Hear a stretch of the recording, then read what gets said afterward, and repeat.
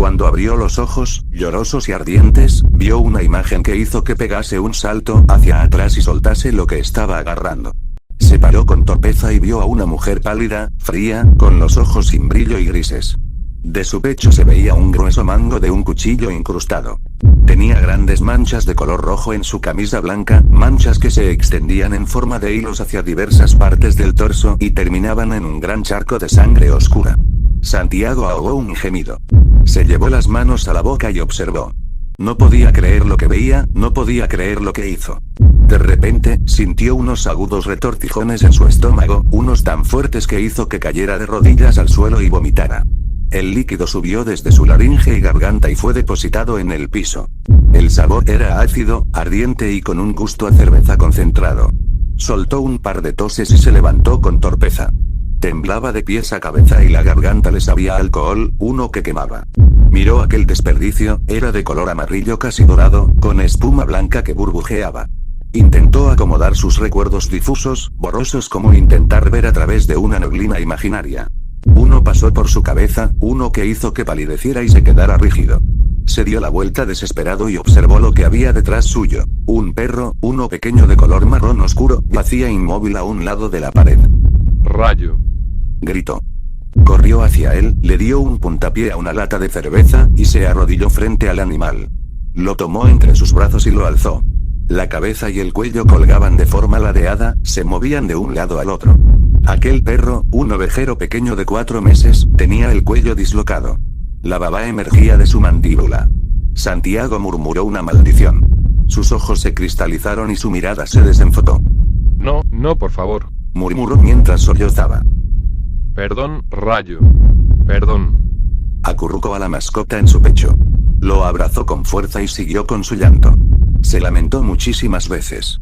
De todo lo malo que estaba pasando, aquello era lo peor. Su pequeño perro estaba muerto, su amigo fiel falleció. Lloriqueó un poco más hasta que se quedó en silencio. Otro recuerdo, algo retorcido y poco claro, que hizo que se quedara lívido, pasó por su mente. Apretó los dientes con fuerza, sus ojos se inyectaron en sangre y sus agitaciones se hicieron pesadas. No lloraba, la tristeza había sido reemplazada por un sentimiento más agresivo. La temperatura de su cuerpo iba en ascenso. Torció el cuerpo y observó a la mujer. Todo esto es tu culpa, perra. Bramó, pálido por la ira. Si no fuera por ti, él seguiría aquí, maldita. Sus bramidos eran tan fuertes que la garganta empezó a dolerle y la saliva se le escapaba por la boca en cada maldición que soltaba. Parecía un animal rabioso. En un arranque de enojo, dejó caer el perro al piso como una bolsa de carne. Se llevó sus dedos a la mano derecha y se quitó un fino anillo dorado. Lo lanzó a la chica. Hija de puta. Jamás debí habértelo pedido. Gritó. El anillo sobrevoló la cocina hasta chocar con el cajón de la mesada. El metal repiqueteó, dio un par de giros como una rueda en el suelo hasta caer al lado de un cilindro oscuro donde se guardaban los cuchillos.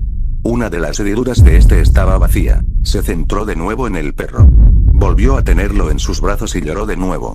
Perdón, Rayo. Perdón. Pese a que le hubiera gustado seguir allí con su amigo, no era el momento para continuar disculpándose. Debía hacer algo. La locura que cometió no podía pasarse como si nada. Era probable que sus gritos, y los de su esposa antes de morir, hayan despertado a sus vecinos, y que pronto husmeran por las ventanas para ver que en el 6 de la avenida Londres hubo un incidente. Quedarse no era opción. Debía huir. Dejó caer al perro de nuevo.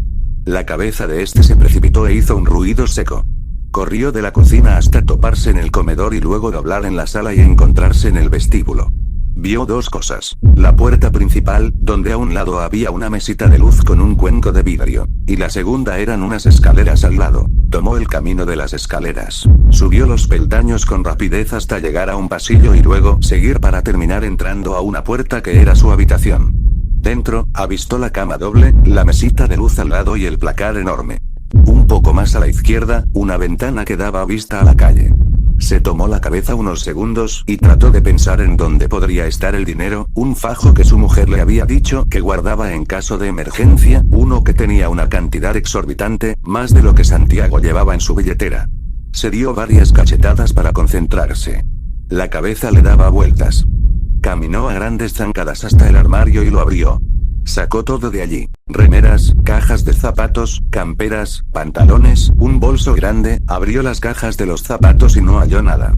Revisó los cajones de medias y otras prendas y no vio el dinero. Revisó el cajón de la mesita de luz. Lo sacó de su base y lo dio vuelta. Muchos objetos cayeron al piso. Hurgó entre ellos y encontró un fajo de billetes doblado sobre sí mismo y atado a una liga.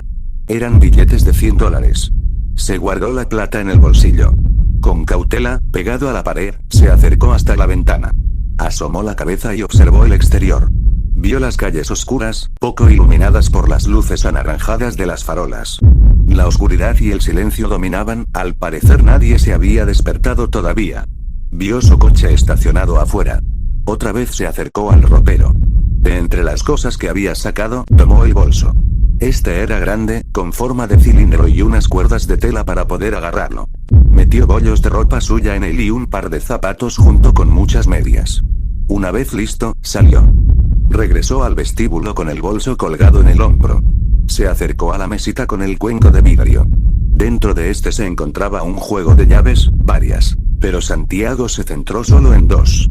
Agarró los objetos de metal y metió uno de estos en la ranura de la puerta. La abrió y se adentró en el exterior. Una menos. Afuera, se le puso la piel de gallina, le recorrió un escalofrío en toda la espalda y, de un impulso, se abrazó a sí mismo. Era pleno abril, donde la temperatura era fría, casi seguro que hacía unos 5 grados centígrados. Caminó hasta su coche y sacó la segunda llave, una con ranura y mango diferente. Abrió la puerta, dos menos, metió el bolso en el asiento del copiloto y luego él se introdujo. Ya dentro, sostuvo el volante. Sentía que en cualquier momento se iba a desmayar, jamás había sentido su cuerpo tan pesado y tembloroso. Se aferró más al objeto y apoyó su cabeza en él. Las manos temblaban, agarró con fuerza el volante para tratar de detener el temblor. La cabeza le daba vueltas y un par de imágenes revolotearon en su cabeza. La neblina mental se disipó. Veía todo lo ocurrido, pero fragmentado y borroso. La patada al perro, él tirando su cerveza al piso, su esposa gritaba, él otra vez pero con un cuchillo en la mano, la imagen de cuando llegó tambaleante a su casa, las apuñaladas, la mujer desesperada mientras corría hacia el perro. No parecía haber un orden coherente, solo eran imágenes animadas que le sirvieron para contextualizarlo. Se dio un par de cabezazos en el borde del volante y soltó un par de insultos. Pensó en Rayo, se puso a llorar. Pensó en la mujer, la insultó a ella y a toda su familia. Lo peor que le pudo haber pasado, pensaba. Ya calmado, arrancó el vehículo. Este soltó un fuerte rugido, las ruedas chillaron al salir de la entrada del garaje, para volver a hacerlo al doblar la esquina. Apretó el acelerador y fue más deprisa, tenía que salir de la ciudad. Varias veces le pidió perdón a Rayo en su cabeza. Pensaba que si no hubiera sido por ella, nada de esto habría pasado. No fue mi culpa, dijo en su mente. Comenzó a ponerse nervioso. Necesitaba algo para calmarse. Abrió la guantera. Una luz anaranjada se vio allí dentro y del compartimento rodó una lata de cerveza. La tomó entre sus dedos y la abrió con la mano izquierda para después beber. La bebió de un solo trago. La aplastó y lanzó la lata estrujada al tablero cerca del parabrisas. Poco a poco recuperaba el control. Soltó un largo suspiro y siguió su camino. Ya había atravesado el cartel que lo llevaba a la autopista. Perdón, Rayo, se dijo mentalmente.